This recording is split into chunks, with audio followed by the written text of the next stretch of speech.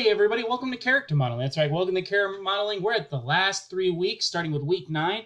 This week we're going to really finish our rigs. It's going to be really great. I can't wait to check out the rigs from the first edition from this last week. Always a fun time really getting into it.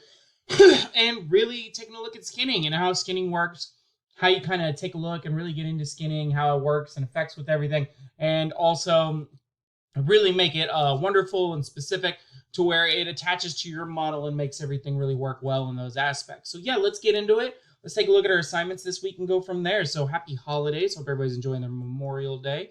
A lot of cool things there. So yeah, skinning is really what we're going to be taking a look at. And this is the process where we're attaching the model to the rig. So when we manipulate the rig, the model will move. And that's what's really important. So then we can start creating keyframes and really creating these really in-depth animations.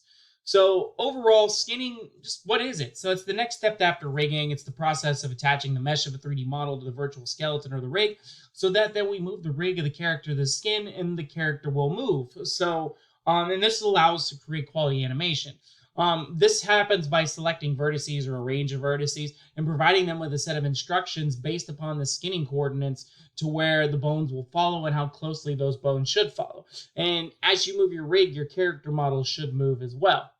Now, how does it work in general? So in retrospect, each vertex of the mesh is transformed into the joint space and through this to the bind matrix. And when we do this and apply it, the joint transform for that particular model in time, that should convert back to model space. So after we then apply it for the weight of that joint, the sum of the operation for all the joints that affect the given vertex, we really create the skinning of the model.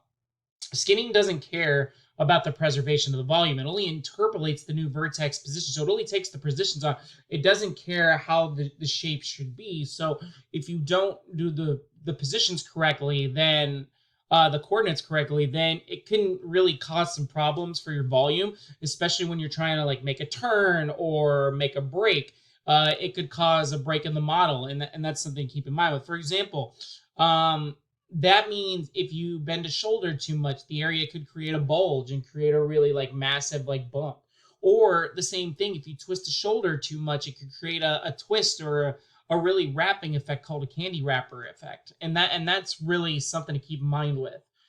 Other than that, that's pretty much just in general of what to keep in mind with about skinning and just an overview of it in general.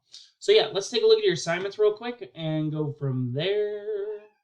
I know, my cat's probably like, hey, I need to get out. I'll let him out in a minute, but that's fine. So your assignments are all ready to go. So if you take a look at it for your discussion, I'd like you guys for your discussion to find 3 images.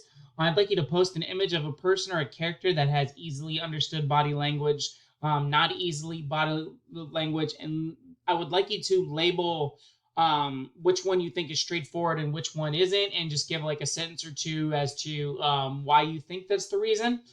And then reply to your fellow classmates' post or to my post that I post. That way you can go about and see if I agree with the straightforwardness or not, if the 2 pictures that I post, and give some feedback on it if I was correct on those things or if I wasn't. That's pretty much for your discussion post. Now, for your assignments this week, you have your skinning checkpoint. So this is the first attempt to skin your rig to your character model, so the character model to the rig. So I want you to take a good moment. So I'd like to see at least 50% done on this. At least the top half would be nice. If not the bottom half, one of the two. Depends. I don't care which way you go about it. I'd like to see at least 50% of the model rigged, and I can move it a little bit based off the rig. That would be cool. And then your finished rig. So you should have the finished rig completed by this checkpoint and starting to skin the character.